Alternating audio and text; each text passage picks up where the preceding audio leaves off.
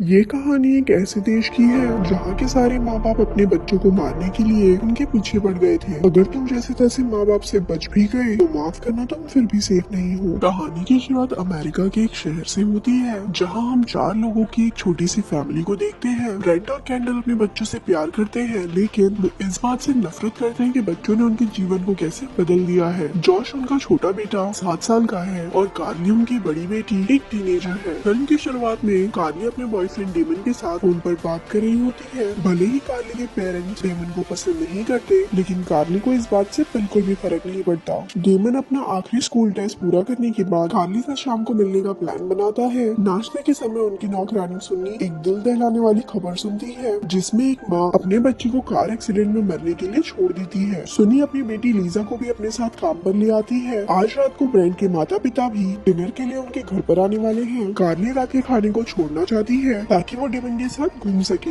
जिसके कारण कार्ली और कैंडल के बीच बहस हो जाती है। अपनी माँ को बिन बताए कार्ली कैंडल के पर्स से $100 चला लेती है ताकि वो अपनी सबसे अच्छी दोस्त रीले के साथ घूमने जा सके। कैंडल उसे स्कूल ले जाती है और रास्ते में उनका एक और झगड़ा शुरू हो जाता है। वहीं दूसरी तरफ जॉश अपने टॉय बॉल से अपने पिता ब्रेंट को हिट करता है। ब्रेंट थोड़ी देर तक अपने बेटे को डरावनी और गुस्से वाली नजर से देखता है, लेकिन बाद में वो उसे हंसकर टाल देता है। हालांकि जाने से पहले ब्रेंट जॉश की टॉय कार को लात मारता है। ब्रेंट के जाने के बाद हाउसकीपर सुनई चिकन थपथपा रही होती है। जैसे ही जॉश सुनई की तरफ मुड़ता है तो वो देखता है कि सुनई अचानक अपनी बेटी को जान से मार देती है। इसी बीच कैंडल अपने दोस्त जीन के साथ बाहर होती है। वो दोनों कैंडल की बहन जना के बारे में बातें करती हैं, जो कि प्रेग्नेंट है। जैसे ही कैंडल अपना पर्स चेक करती है तो वो देखती है कि पर्स से पैसे गायब हैं। तभी जीन दावा करती है कि उसकी बेटी रीले हमेशा उसका पैसा चोरी कर लेती है, जिससे कैंडल को शक होता है कि कार्ली ने भी शायद ऐसा ही किया होगा। यहाँ से सीन चेंज होता है और हम कार्ली को उसके क्लासरूम में देखते हैं। तभी अचानक क्लास टीचर के पास एक कॉल आता है, जिसमें एक स्टूडेंट को प्रिंसिपल ऑफिस में भेजने के लिए कहा जाता है। जल्द ही टीचर को कई सारी कॉल आने लगती है और स्कूल को पुलिस की गाड़ी चारों तरफ से घेर लेती है। कार्ली और उसकी सबसे अच्छी दोस्त रीले इसके बारे में ज्यादा नहीं सोचते और वो दोनों बाथरूम में चले जाते हैं, जहाँ रीले कार्ली को बताती है कि उसकी माँ कितनी मतलबी है। वो दोनों एक लड़की से खाने की कुछ गोलियां खरीदते हैं और जैसे ही वो बाहर निकलते हैं पूरे स्कूल में अफरा तफरी सी मच जाती है। सभी बच्चे इधर उधर भाग रहे होते हैं, जबकि आसपास कोई टीचर्स भी नहीं दिखाई देते। कार्ली और रीले भी उसी भीड़ में शामिल हो जाते हैं और देखते हैं कि उनकी क्लासमेट की माँ स्कूल की बाउंड्री को पार करने की कोशिश कर रही है। पेरेंट्स की भारी भीड़ जमा हो जाती है और सभी पेरेंट्स अंदर आने की कोशिश करते हैं, लेकिन पुलिस और सिक्योरिटी गार्ड्स उन्हें रोक कर रखते हैं। एक बच्चे को कुछ समझ नहीं आता कि अब क्या किया जाए, इसीलिए वो अपनी माँ के पास दौड़ता हुआ जाता है, जो कि फिर उसे अपनी कार की चाबी से बेरहमी से मार देती है। भीड़ पागल हो जाती है क्योंकि सभी माता पिता अपने बच्चों को बेरहमी से मारना शुरू कर देते हैं। कार्ली और रीले किसी तरह से जंगली भीड़ से बचकर दूर भाग जाती है और रीले के कार में बैठ जाती है। इसी बीच कार्ली का बॉयफ्रेंड डेमन एग्जाम हॉल में होता है। एग्जाम खत्म होने में अभी भी 1 घंटा बाकी है, लेकिन बच्चों के पेरेंट्स पहले ही गेट के बाहर आकर खड़े हो जाते हैं। क्लास टीचर सोचती है कि ये बड़ी ही अजीब बात है, लेकिन फिर वो उन्हें इग्नोर करती है। डेमन सबसे पहले एग्जाम खत्म करता है और हॉल के बाहर आ जाता है। जब डेमन घर आता है तो उसके पिता नशे में होते हैं। इसके बारे में बिना ज्यादा सोचे डेमन किचन में मौजूद गंदगी को साफ करना शुरू कर देता है, पर तभी अचानक उसके पिता उसे खींच कर एक थप्पड़ मारते हैं। पहले डेमन ध्यान नहीं देता क्योंकि वो नशे में थे, लेकिन जब उसके पिता कांच की टूटी हुई बोतल से उस पर हमला करते हैं तो चीजें गर्मा जाती हैं। लड़ाई के दौरान उसके पिता अचानक जमीन पर गिर जाते हैं और गलती से खुद की गर्दन को काट लेते हैं। उसी समय कैंडल अपनी गाड़ी में बैठी सोच रही होती है कि कैसे उसके पुराने बॉस के साथ उसकी मुलाकात अच्छी नहीं रही। इन सभी बातों को याद करके कैंडल मानसिक रूप से टूटने लगती है। जब कैंडल रो रही होती है तो उसे एक कॉल आता है, जिसमें उसे बताया जाता है कि उसकी बहन जना की हालत बहुत गंभीर है। कैंडल जल्दी से हॉस्पिटल जाती है और देखती है कि बहुत सारे लोगों की भीड़ उन पेरेंट्स के न्यूज के बारे में देख रहे हैं। इससे पहले कि कैंडल कुछ सुन पाती, उसे उसकी बहन बुला लेती है और जना एक हेल्दी बच्चे को जन्म देती है। जना अपने बच्चे को बाहों में रखती है, लेकिन वो खूबसूरत पल बिगड़ जाता है जब अचानक वो अपने बच्चे को दबाने लगती है। तभी उसे कैंडल और बाकी डॉक्टर रोक लेते हैं और कैंडल बच्चे को बचाकर उस रूम से बाहर ले आती है। कैंडल रोने लगती है और नर्स से पूछती है कि ये सब क्या हो रहा है। तभी नर्स कहती है कि सभी माता पिता जंगली हो चुके हैं। बच्चे के वार्ड के बाहर सब पेरेंट्स अपने बच्चे को देखते ही उन पर हमला करने के लिए तैयार हो जाते हैं। इधर कार्ली और रीले के घर पहुंच जाते हैं। रीले ऊपर जाती है और कार्ली टीवी ऑन करके न्यूज देखती है। न्यूज में एक ऐसे रैशनल वायरस के बारे में बताया जाता है जो पूरे अमेरिका में फैल चुका है और इससे इन्फेक्टेड सभी पेरेंट्स अपने बच्चों को मारना चाहते हैं। कार्ली ये खबर सुनकर घबरा जाती है और अपनी दोस्त को ऊपर ढूंढने जाती है। तभी रीले की माँ टीले को मौत के घाट उतार देती है, जिसे देखकर कार्ली डर जाती है और उस घर से भाग जाती है। रास्ते में उसे केवल एक आदमी दिखाई देता है जिसके हाथ में एक खूनी बेसबॉल बैट होता है। डेमन कार्ली को गलियों में पाता है और उसे अपने माता पिता से दूर रहने को कहता है। इसके बाद वो दोनों कार्ली के घर में जॉश को ढूंढने जाते हैं। इस बीच ब्रेंट अपने ऑफिस में नींद की एक झपकी ले रहा होता है। फिर ब्रेंट अपने बच्चों की एक फोटो देखता है और जोर जोर से चिल्लाता है। डेमन और कार्ली घर पहुंचते हैं तो वो देखते हैं कि उनकी नौकरानी सुनी अभी भी वही है। जब वो सुनी को खून में लथपथ देखते हैं तो उन्हें एहसास हो जाता है कि घर में कुछ भयानक हुआ है। कार्ली जल्दी से अपने भाई को ढूंढने जाती है, जबकि डेमन हाउसकीपर पर नजर रखता है। कार्ली जॉश को अपने बिस्तर के नीचे रोता हुआ पाती है क्योंकि वो डरा हुआ था। गंदगी साफ करने के बाद सुनई अपने कार में बैठकर चली जाती है और ठीक उसके बाद संक्रमित ब्रेंट घर पर आता है। जब वो घर के अंदर आता है तो डेमन उस समय रसोई में होता है। जब ब्रेंट डेमन को घर से बाहर निकलने को कहता है तभी जॉश अपने पिता की आवाज सुन लेता है और बेड के नीचे से बाहर आ जाता है। ब्रेंट डेमन पे हमला करने ही वाला था पर जॉश की आवाज सुनकर वो रुक जाता है। ब्रेंट अपना आपा खो देता है और उन पर हमला करता है। डेमन उन्हें बचाने की कोशिश करता है लेकिन ब्रेंट एक तेज मुक्का मारकर उसे बेहोश कर देता है। उसके बाद वो जॉश की टॉय कार पर फिसल जाता है, जिससे कार्ली और जॉश को अपने आप को बेसमेंट में बंद करने का मौका मिल जाता है। वो सीढ़ियों से नीचे भागते हैं और देखते हैं कि बेसमेंट में सब कुछ तबाह हो गया है। आज से 3 हफ्ते पहले ब्रेंट एक पूल टेबल लाया था, लेकिन जब कैंडल पूल टेबल देखती है और उसकी कीमत पूछती है तो प्राइस सुनकर कैंडल के होश उड़ जाते हैं। जैसे ही दोनों में लड़ाई होती है ब्रेंट एक हथौड़ा निकालता है और अपने द्वारा बनाई गई सभी चीजों को तोड़ देता है। ब्रेंट कहता है कि वो वापस से अपना बचपन और जवानी महसूस करना चाहता है, लेकिन वो जानता है कि ये संभव नहीं है। कैंडल इस बात से सहमत होती है और खुद भी ये कहती है कि उसने भी अपने परिवार के लिए अपने सपनों का त्याग किया है। यहाँ से सीन शिफ्ट होता है और हम आज के दिन में वापस आते हैं। कैंडल इस उम्मीद में घर वापस जाती है कि उसके बच्चे ठीक होंगे। कैंडल रेडियो सुनती है जिसमें सभी पेरेंट्स को अपने बच्चों से दूर रहने की चेतावनी दी जाती है। कैंडल जल्दी से अपनी कार रोक लेती है, लेकिन तब तक बहुत देर हो चुकी थी क्योंकि कैंडल पहले से ही संक्रमित होती है। जैसे ही कैंडल घर के अंदर आती है वो ब्रेंट के साथ शामिल हो जाती है। वो बेसमेंट के दरवाजे को खटखटाते हैं और बच्चों को बाहर आने के लिए कहते हैं। कैंडल इलेक्ट्रिक कटर से दरवाजे को काटने की कोशिश करती है। उसी समय ब्रेंट भी अपनी गन लेने के लिए दूसरे कमरे में जाता है, लेकिन वहाँ पहुँचने पर वो देखता है कि बंदूक का सूटकेस तो खाली है। पर अचानक जॉश अपनी माँ को दरवाजे के दूसरी तरफ से गोली मार देता है और गोली कैंडल के कंधे पर लगती है। तभी हमें पता चलता है कि जॉश ने कुछ समय पहले ब्रेंट की बंदूक चुरा ली थी। फिर ब्रेंट कैंडल के घाव पर अल्कोहल डालता है। बेसमेंट में बच्चे अपनी माँ की रोने की आवाज सुनते हैं। अब कैंडल और ब्रेंट गोली लगने के डर से